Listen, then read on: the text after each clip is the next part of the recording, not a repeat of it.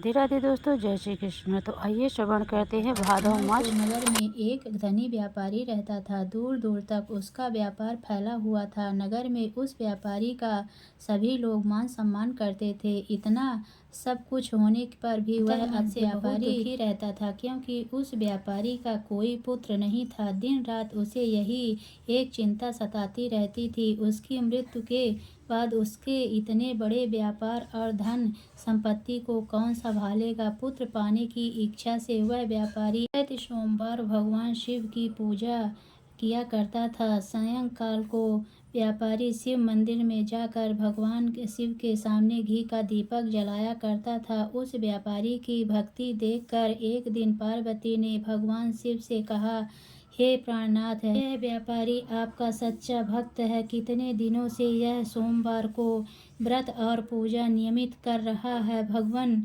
आप इस व्यापारी की मनोकामना अवश्य पूर्ण करें। भगवान शिव ने मुस्कुराते हुए कहा, हे पार्वती, इस संसार में सबको उसके कर्म के अनुसार फल की प्राप्ति होती है। इसके बावजूद पार्वती जी नहीं मानी। उन्होंने आग्रह करते हुए कहा, नहीं प्राणनाथ, है आपको इस व्यापारी की इच्छा पूरी करनी होगी।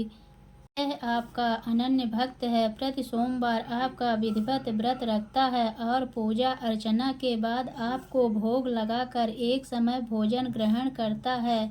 आपको इसे पुत्र प्राप्ति का वरदान देना ही होगा। पार्वती का इतना आग्रह देखकर भगवान शिव ने कहा, तुम्हारे आग्रह पर मैं इस व्यापारी को पुत्र प्राप्ति का वरदान देता हूँ, लेकिन इसका पुत्र 16 वर्ष से अधिक जीवित नहीं रहेगा। उसी रात भगवान शिव ने स्वप्न में उस व्यापारी को दर्शन देकर उसे पुत्र प्राप्ति का वरदान दिया और उसके पुत्र के 16 वर्ष तक जीवित रहने की बात भी बताई। भगवान के वरदान से व्यापारी को खुशी तो हुई, लेकिन पुत्र की अल्पायु की चिंता ने उस खुशी को नष्ट कर दिया।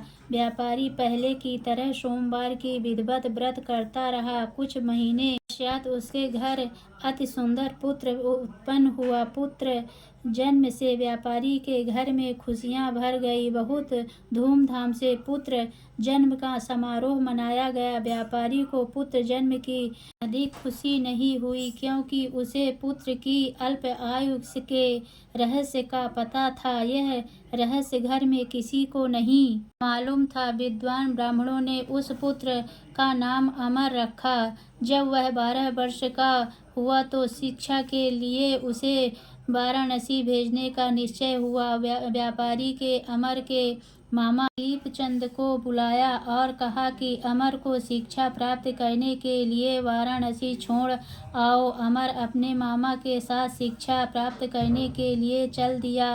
रास्ते में जहाँ भी अमर और दीपचंद्र रात्रि विश्राम के लिए ठहरते, वहीं यज्ञ करते और ब्राह्मणों को भोजन कराते थे। लंबी यात्रा के बाद अमर और दीपचंद्र एक नगर में पहुँच उस नगर के राजा की कन्या के विवाह की खुशी से पूरे नगर को सजाया गया था।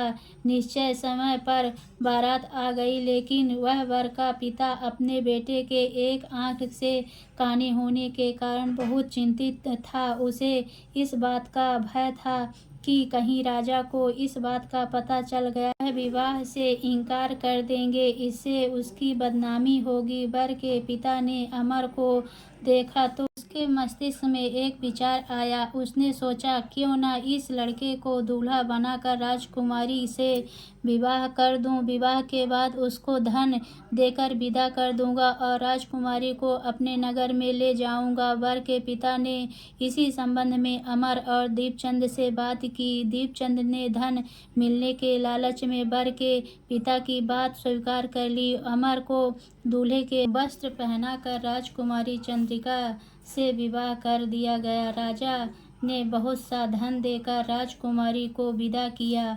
अमर जब लौट रहा था तो सच नहीं छिपा पा सका और उसने राजकुमारी को ओढ़नी पर लिख दिया, राजकुमारी चंद्रिका, तुम्हारा विवाह तो मेरे साथ हुआ था। मैं तो वाराणसी में शिक्षा प्राप्त करने जा रहा हूँ। अब तुम्हारे जिस नवयुवती पत्नी बनना पड़ेगा, वह काना है। जब राजकुमारी ने अपनी ओढ़नी पर लिखा हुआ पढ़ा तो उसने काने लड़के के साथ जाने से इनकार कर दिया। राजा ने सब बातें जाकर राजकुमारी को महल में रख लिया। इधर अमर अपने मामा दीपचंद के साथ वाराणसी पहुंच गया। अमर ने गुरुकुल में जाकर पढ़ाई शुरू कर दी। जब अमर की आयु 16 वर्ष पूरी हुई तो उसने एक यज्ञ किया।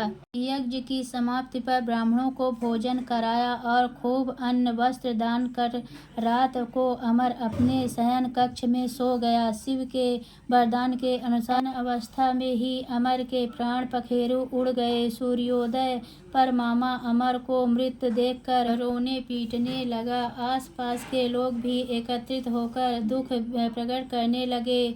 मामा के रोने विलाप करने के ईश्वर समीप गुजरते हुए भगवान शिव और माता पार्वती ने भी सुने। पार्वती जी ने भगवान से कहा, प्राणनाथ, मुझसे इसके रोने की स्वर सहन नहीं हो रही। आप इस व्यक्ति के कष्ट अवश्य दूर करें। भगवान शिव ने पार्वती जी के साथ अदृश्य रूप से समीप जाकर अमर को देखा तो पार्वती जी से बोले, पार्वती जी, यह तो उसी व्यापारी का पुत्र है। मैंने उसे 16 वर्ष की आयु का वरदान दिया था। इसका आयु तो पूरी हो गई। पार्वती जी ने फिर भगवान शिव से निवेदन किया, हे प्राणनाथ, आप इस लड़के को जीवित कर, नहीं तो इसके माता पिता पुत्र वियोग में प्राण दे देंगे।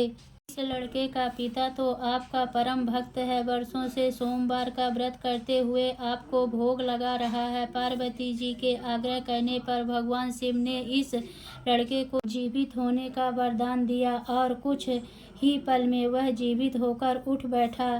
शिक्षा समाप्त करके अमर मामा के साथ अपने नगर की ओर चल दिया। दोनों चलते हुए उसी नगर में पहुँचे जहाँ अमर का विवाह हुआ था। उस नगर में भी अमर ने यज्ञ का आयोजन किया। समीप से गुजरते हुए नगर के राजा ने यज्ञ का आयोजन देखा।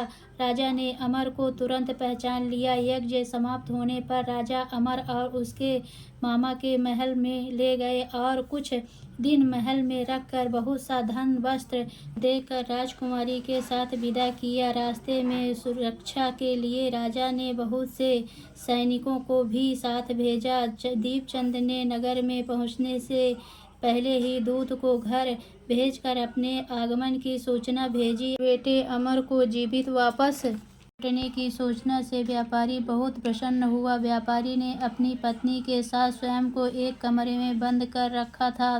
भूखे प्यासे रहकर व्यापारी और उसकी पत्नी बेटे की प्रतीक्षा कर रहे थे। उन्होंने प्रतिज्ञा कर रखी थी कि यदि उन्हें अपने बेटे की मृत्यु का समाचार मिला तो दोनों अपने प्राण त्याग देंगे। व्यापारी अपनी पत्नी और मित्रों के साथ नगर के द्वार पर पहुंचा। अपने बेटे के विवाह का समाचार सुनकर पुत्रवधू राजकुमारी चंद्रिका को देखकर उसकी खुशी का ठिकाना न रहा। उसी रात भगवान शिव ने व्यापारी के स्वप्न में आकर कहा, सेठ, मैंने तेरे सोमवार के व्रत करने और व्रत कथा सुनने से प्रसन्न होकर तेरे पुत्र को लंबी आयु प्रदान की है। व्यापारी बहुत प्रसन्न हुआ। सोमवार का व्रत करने से व्यापारी के घर में खुशियां लौट आई। जो स्त्री पुरुष सोमवार का व्रत विधिवत व्रत करते हैं और व्रत कथा सुनते हैं उनकी सभी इच्छाएं पूरी होती है। तो बोलिए भोलेनाथ की जय।